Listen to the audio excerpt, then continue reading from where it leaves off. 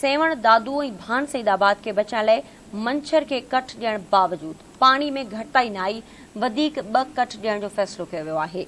पाकिस्तान जी वॾे में वॾी ढंढ मंछर खे आरडी 14 यूसुफ बाग वारे हंध तां ग़रीब मशीनरी ज़रिए कट ॾिनो वियो। कट लॻण सबबि सेवण तालके जे 5 यूसीज़ ॿुॾण जो इम्कान आहे, जिन में union council Jafarabad, union council Boobak, union council Arazi, union council Wahar, union council Channa जा सवें ॻोठ ॿुॾी सघनि था, जॾहिं 2 यूसीज़ यूनियन काउंसिल बाजारा ऐं झांगारा ॿुॾी चुकियूं आहिनि। मंछर जे पाणी सबबि सभ खां वधीक नुक़सान बूबक, जाफराबाद ऐं चन्ना यूसी खे थींदो। ॿिए पासे ज़रियनि जो चवणु आहे त मंछर खे आरडी 14 वटां ॾिनल कट बावजूद को ख़ासि फ़र्क़ु नाहे पियो, जंहिं करे इंतज़ामिया वधीक 2 कट ॾियण जो फ़ैसिलो कयो आहे। आबपाशी वारे वज़ीर जाम ख़ान शौर्य जो चवणु आहे त मंछर खे वधीक कट हणण जो को फ़ैसिलो नाहे कयो वियो।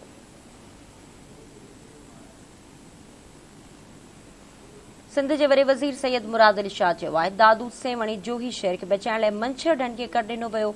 कोशिश कई वेंदी त को बि जानी नुक़सान न थिए।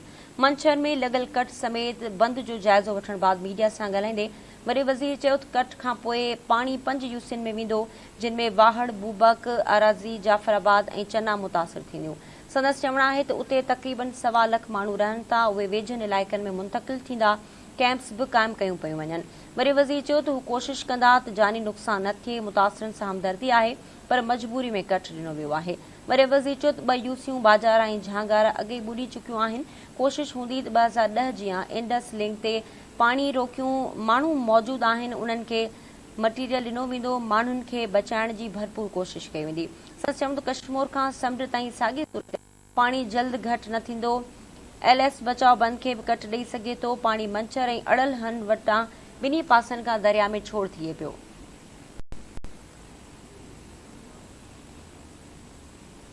ख़बर शामिल कंदासीं। मेहर जे रिंग बंद खे गुज़िरियल 6 ॾींहनि खां वठी पाणी जो दबाव बरक़रार आहे ऐं मुख़्तलिफ़ वक़्तनि ते शहरी पवंदड़ रूणियूं नौजवान बंदि करण लॻा आहिनि, जॾहिं शहर जे लाइ 24 कलाक अहम बणियल आहिनि। मेहर शहर खे बचाइण जे लाइ ॾिनल रिंग बंद ते टकराइजण बाद शहर जे चोतरफ़ पाणी जो दबाव बरक़रार आहे। तेज़ हवा लॻण सबबि बोर्ड जो पाणी रिंग बंद खे पाइण लॻो ऐं मेहर शहर लाइ 24 कलाक अहम करार ॾिना पिया वञनि। 3 मुख़्तलिफ़ हंधनि जे हवाले सां मेड इंडस हाईवे राजबाग खां कुलाची मोरी ताईं 14 किलोमीटर्स ताईं रिंग बंद जे ॿाहिरां बोर्ड जे पाणी ओवरटॉप थियण सबबि ट्रैफ़िक लाइ बंदि कयो वियो आहे। बोर्ड जे तबाहकारियुनि सबबि मेहर तालके जे ॻोठ घारे, सुल्तान भट्टी, यूसुफ टेंगोड़ो खान जो ॻोठ, खोड़ा विलेज समेत 400 खां वधीक ॻोठनि में अञा ताईं सवें माण्हू फाथल आहिनि।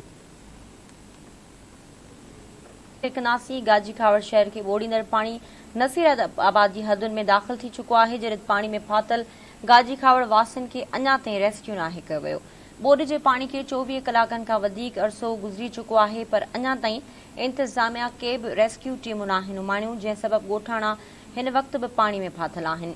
वार ऐं गाजी खावड़ खे ॿोड़ींदड़ पाणी नसीराबाद जी हदुनि में दाख़िल थी वियो आहे। तेज़ी सां ईंदड़ पाणी नसीराबाद जे केतिरनि ई नंढनि ऐं वॾनि ॻोठनि खे लपेट में आणे छॾियो आहे। ज़िले इंतज़ामिया रहवासियुनि खे महफ़ूज़ हंधनि ॾांहुं मुंतक़िल करण लाइ के बि उपाउ न वरिता आहिनि। बरसात सबबि अॻेई मुतासिर बणियल नसीराबाद, गाजी खावड़ ऐं ॿियनि शहरनि जा रहवासी ख़ौफ़ में वरतल आहिनि। बोर्ड जो पाणी मेहर रोड पार करे नसीराबाद जी हदुनि में दाख़िल थियण लॻो आहे। उन बावजूद इंतज़ामिया हरकत में नाहे आई। रहवासियुनि जो चवणु आहे त पाणी जी सतह वधण करे हाणे नसीराबाद शहर लाइ बि ख़तरो पैदा थी वियो आहे।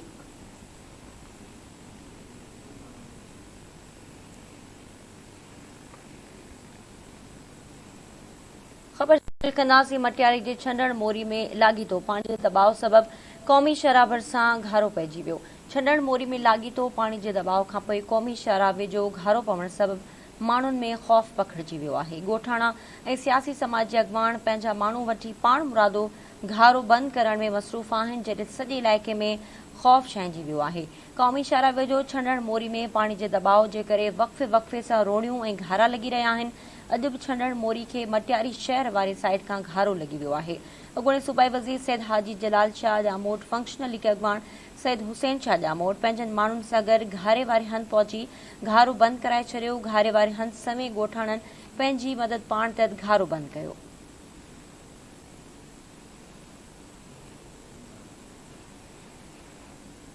ज़िक्र कंदासीं सांगड़ वेझो सिम नाले खे लॻल घारो हिकु हफ़्तो गुज़रण बावजूदि बंदि न थियण सबबि केतिराई ॻोठ पाणी हेठि अची विया।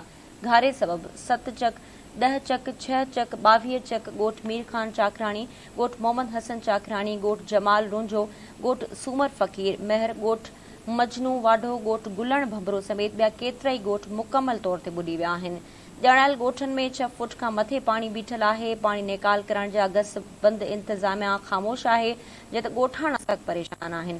घारे जे पाणी सबबि जानवर पाणी जे वहिकिरे में लुड़ी विया ऐं ॻोठनि जो ज़मीनी राब्तो बि कटिजी वियो आहे, जॾहिं माण्हू बेयारो मददगार खुलियल आसमान हेठि वेठल आहिनि, जॾहिं खाध खुराक जी खोट सबबि माण्हू सख़्त परेशान आहिनि।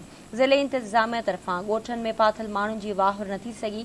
पाक आर्मी ऐं नेवी जा जवान रेस्क्यू करे माण्हुनि खे महफ़ूज़ हंधि नामुंतक़िल करण वारे अमल में मसरूफ़ आहिनि।